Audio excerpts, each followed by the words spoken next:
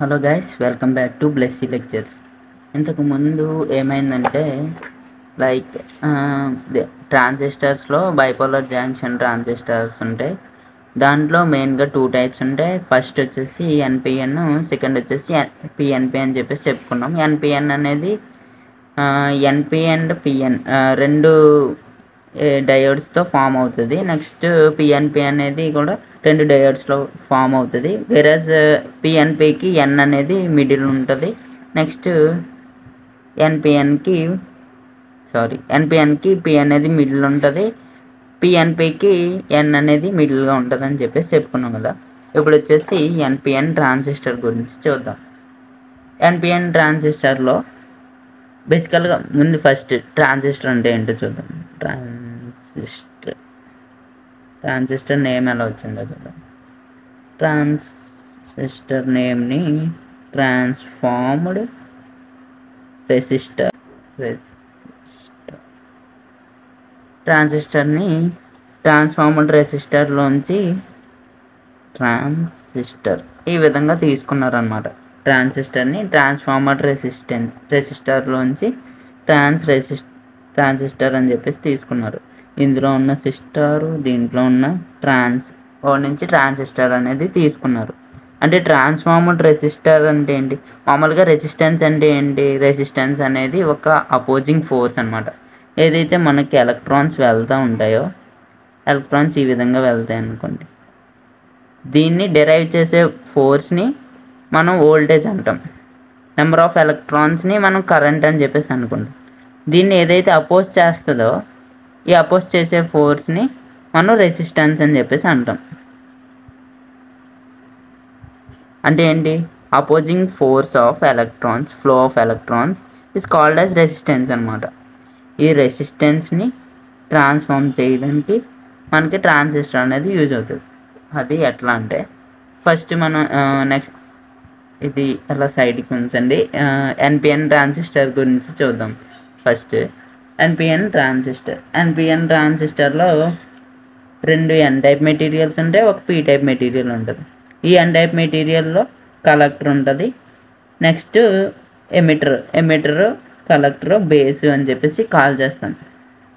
ఓకేనా? సింబల్ వచ్చేసి ఈ విధంగా ఉంటుంది ఎన్పిఎన్ ట్రాన్సిస్టర్ది. ఏదైతే ఎమిటర్ ఉందో, ఎమిటర్ దగ్గర అవుట్ సైడ్కి ఇలా యారో అనేది ఉంటుంది. ఓకేనా? ఇందులో ఏం చేస్తారంటే, కలెక్టర్ ఏదైతే ఉందో కలెక్టర్ని హెవీలీ డోప్డ్ చేస్తారు. అంటే ఏంటి? కలెక్టర్ని మనకి నార్మల్గా ఎన్ టైప్ మెటీరియల్ ఏముంటాయి? ఎలక్ట్రాన్స్ కదా ఉంటాయి. ఎలక్ట్రాన్స్ని ఎక్కువ కాన్సన్ట్రేషన్లో యాడ్ చేస్తారనమాట. ఎలక్ట్రాన్స్ అంటే లైక్ ఇందులో ఇంప్యూరిటీస్ అంటే ఎన్ టైప్కి సంబంధించిన ఇంప్యూరిటీస్ని కలెక్టర్లో ఎక్కువ కాన్సన్ట్రేషన్లో యాడ్ చేస్తారు. అందువల్ల దీన్ని హెవీలీ డోప్డ్ అని చెప్పేసి కాల్ చేస్తాం. నెక్స్ట్ బేస్ వచ్చేసి లైట్లీ డోప్డ్ అని చెప్పేసి కాల్ చేస్తాం. అంటే ఇందులో చాలా తక్కువ అమౌంట్ ఆఫ్ హోల్స్ అనేటివి యాడ్ చేస్తారనమాట ఇంప్యూరిటీస్.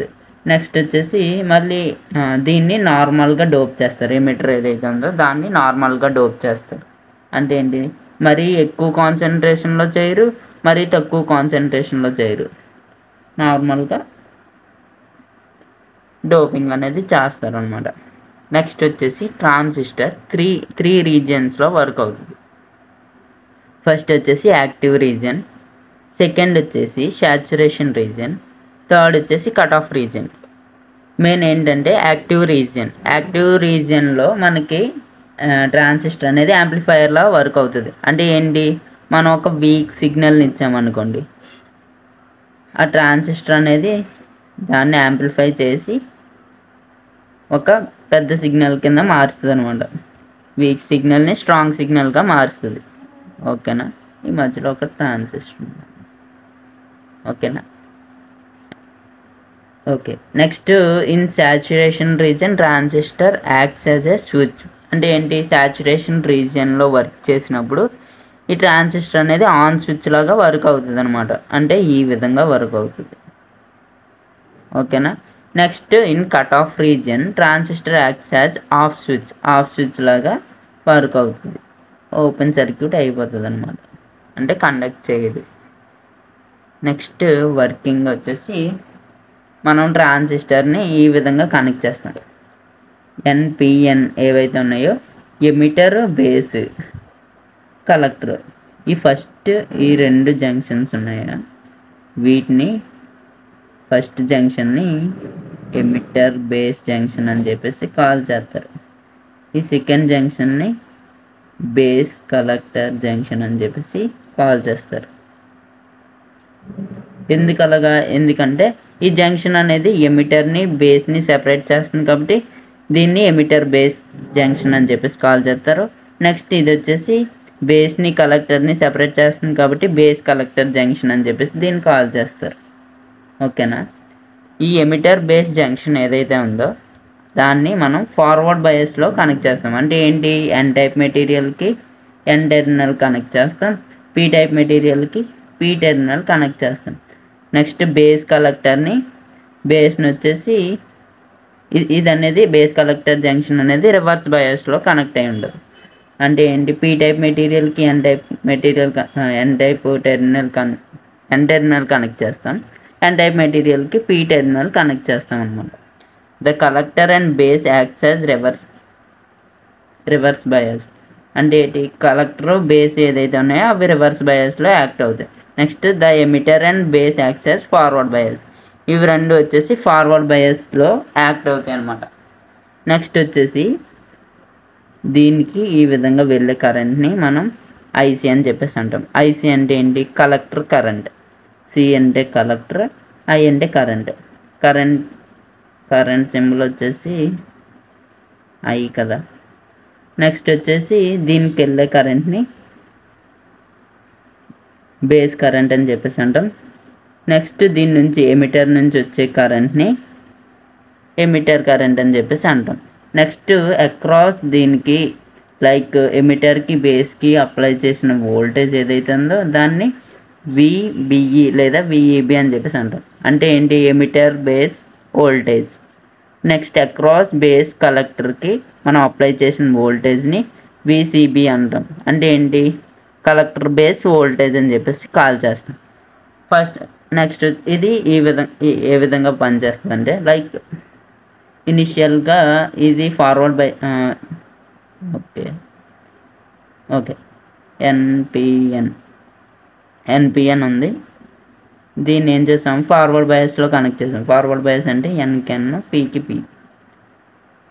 ఇదే విధంగా కనెక్ట్ చేసాం, రివర్స్ బయాస్లో కనెక్ట్ చేసాం. అంటే పీకి ఎన్. ఓకే, ఇది రివర్స్ బయాస్ ఉంది, ఇది ఫార్వర్డ్ బయాస్ ఉంది.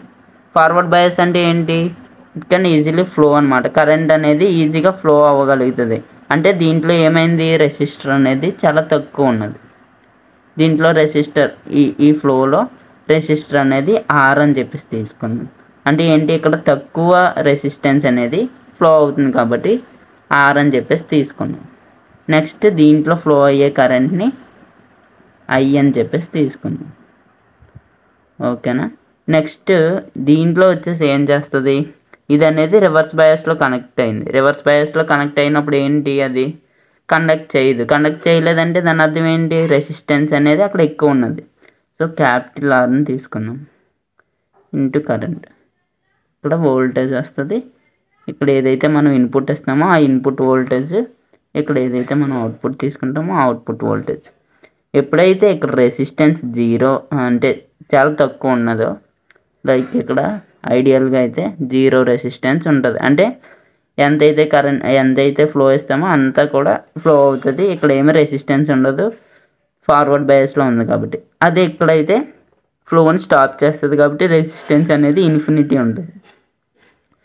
సో ఈసారి విఐ V0 రెండింటిని వాల్యూస్ని మనం కంపేర్ చేస్తే విఐ అనేది స్మాలర్ దెన్ V0 ఉంటుంది. అంటే అవుట్పుట్ వోల్టేజ్ అనేది ఇన్పుట్ వోల్టేజ్ కన్నా చాలా తక్కువ ఉంటుంది అన్నమాట. అర్థమైందా. అంటే ఇన్పుట్లో మనం ఏమిస్తున్నాం, ఒక వీక్ సిగ్నల్ ఇస్తున్నాం. అదేమవుతుంది, అవుట్పుట్లో ఒక స్ట్రాంగ్ సిగ్నల్ అవుతుంది. ఈ విధంగా ఆ ఇన్పుట్లో మనం ఇచ్చిన ఏదైతే వీక్ సిగ్నల్ ఉందో అది అవుట్పుట్కి వచ్చేసరికి స్ట్రాంగ్ సిగ్నల్ కింద మారుతుంది అన్నమాట. ఓకే, రిమైనింగ్ నెక్స్ట్ సెషన్లో కంటిన్యూ చేద్దాం. Thanks for watching.